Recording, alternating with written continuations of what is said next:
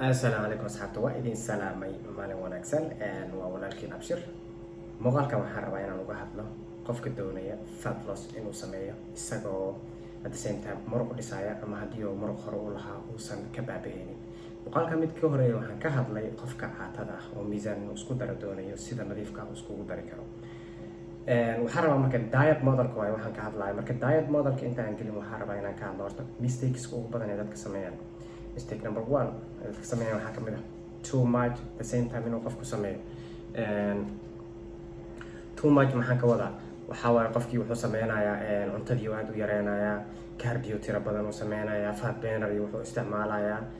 all optionska dhan hal mar ayuu exhaustion ku sameynaa ama hal mar u wada isticmaalaa hadhow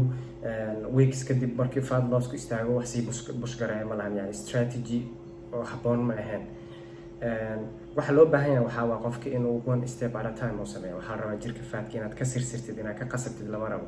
haddii waa qas baa dhahdo a lot of things factors a qaldamayaan oo fat losska ka hor imaan doonaan waxaa loo baahan yahay marka one step at a time number one adigoo maintenance calorie cunaya keliya cardio 3 times week ku dar jirkaaga fat loss uu sameynaya weeks kadib markaa aragto haddana inuu fat losska istaaga maybe calorieskaaga xoogaa yar hoos u dhig then wuu sii wadaya jirkaaga fat losska kadib haddana markay aragto xoogaa istaag inuu dhaqo maybe cardioga wax yar kordhi waxaa la rabaa marka one step at a time hadhow maxaa la dhahay fat burner iyo waxaas waxaa la rabaa adiga optionska ugu dambeeya inaad ka dhigatid oo hadhow waxaa la rabaa wixii xoogaa cirbada sii dhaqaajin lahaa inay noqdaan ma fahantay yani all optionska hal mar exhaustion inaad ku sameysa lama rabo diet model markay timaado yani mistakeskaas horta waxyaaba ugu badan oo qofku sameeya waa waxaa arkaysaa qofku dhahaya 3 hours aan la train gareeya u fiirso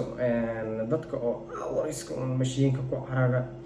year in and year out isma bedelaan weli caloosha waa kasoo taagan tahay faadki waa ku jira sababta mis weydiisa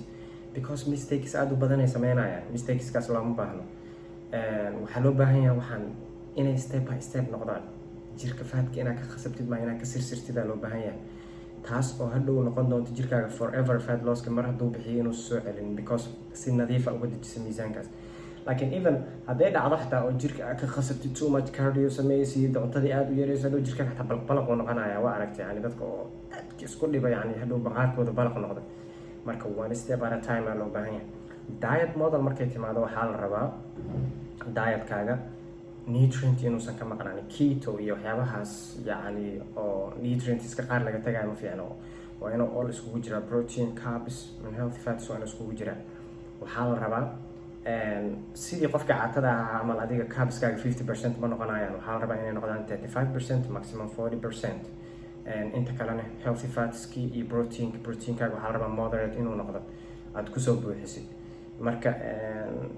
waxaa la rabaa qaabkaas inuu fat losska noqdo fat losska waxaa la rabaa wax joogtaa inuu noqdo dadka haddana yani waa aragtay inta badan qofka inuu wuxuu rabaa hal mar 20 kg bil ku rido which is not good hadday dhacda impossible waa even haddaa sameysa xataa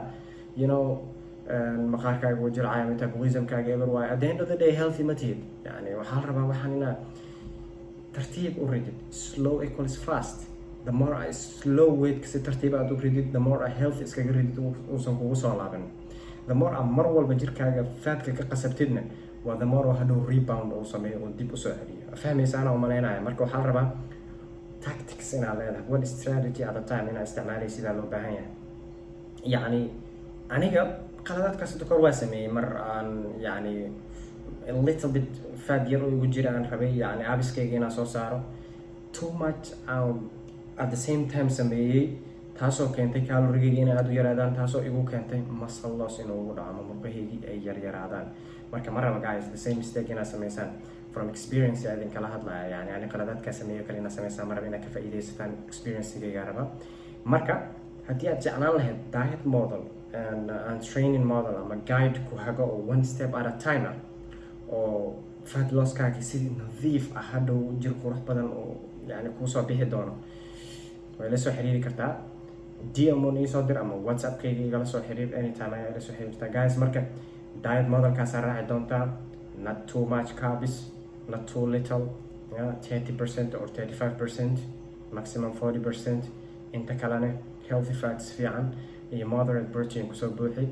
then one step at a time ka dhig all optionska hal mar ha wada exhaustion garaynin, waa arki doontaa marka dambe ugu dambeyn adiga oo joogo meesha aad rabtay. Marka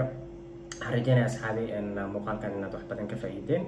wixii kaloo aad jeclaan lahaydeen commentiga ayaad igu soo qori kartiin. waa idin salaamaya. Bye bye guys.